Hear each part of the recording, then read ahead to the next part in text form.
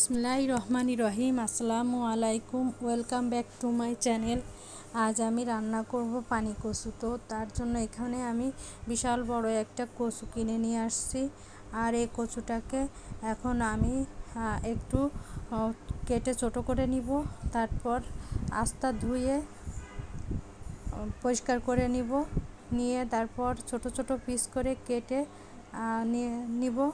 এবার একটা কড়াইতে একটু পানি দিয়ে গরম করে নিব। এর ভিতর দিয়ে দিব একটু লবণ আর দিয়ে দিব একটু হলুদ দিয়ে পানিটাকে একটু গরম করে নিয়ে এর ভিতরে দিয়ে দিব ছোট করে কেটে রাখা কচু দিয়ে এবার একটু ছেঁচে রাখা রসুন আর কাঁচামরিচ দিয়ে দিব। দিয়ে নেড়ে চেড়ে একটু ঢেকে দিব যাতে করে কচু শাকটা খুব ভালো করে সেদ্ধ হয়ে যায়। এই কচুটাকে ইলিশ মাছ বা ছোটো চিংড়ি মাছ দিয়ে রান্না করলে বেশি মজা হয়। আমার ঘরে ইলিশ মাছ বা চিংড়ি মাছ কিছুই ছিল না, তো আমি তার জন্য নিরামিষ রান্না করতেছি।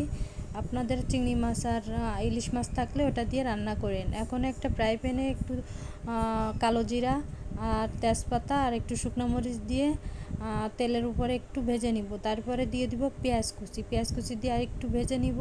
তারপরে দিয়ে দিব একটু থেতো করা রসুনটা দিয়ে আবার একটু নাড়াচাড়া করে লাল লাল করে ভেজে নিব।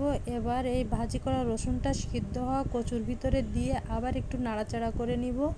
তারপর নাড়াচাড়া করে একটু পরে নামিয়ে নিব। হয়ে গেল আমার খুব সাধারণ কচু শাক রান্না করা। সবাই ভালো থাকবেন। আল্লাহ হাফেজ।